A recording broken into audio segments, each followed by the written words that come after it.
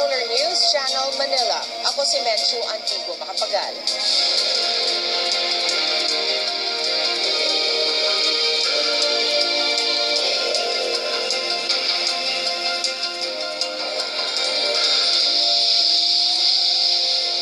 Ano yung mga balita alang sa Kabisayan ug Mindanao?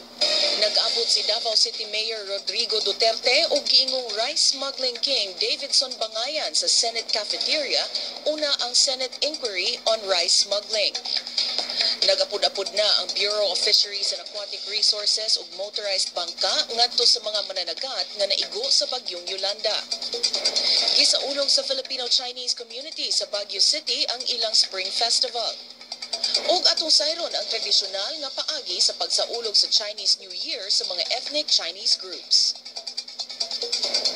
Nag-abot sa Senate Cafeteria sila si Davao City Mayor Rodrigo Duterte ug ang gidudahang rice smuggling king Davidson Bangayan samtang nagpaabot nga magsugod ang Senate inquiry bahin sa rice smuggling kagahapon. Si Ben Tesorna may paghulagway niini. Ben?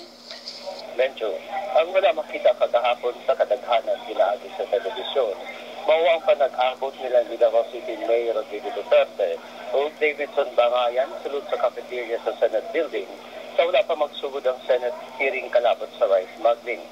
Kay istorya ni Duterte ang Presidente sa Federation of Philippine Industries, Jesus Aranza, dihang nilabay ang grupo ni Bangayan si kilalang gilayon sa gilingkuran nila ni Duterte. Lingkod sa Bangayan, mga 5 kalamesa ang gilayon gikan sa nahimutangan nila ni Duterte o Aranza.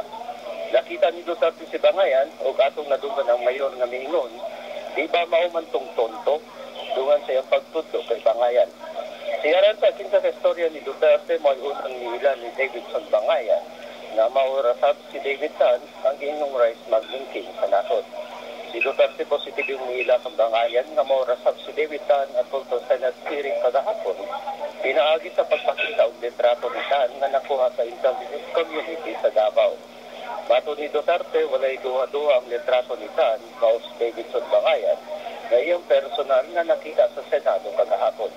Base sa pamahayag ni Duterte, gibutang ubos sa contempt sa Senate Committee on Agriculture si Bangayan o pasakaan kini og kasong perjury tungod sa pagpamakak sa tubangan sa Senado.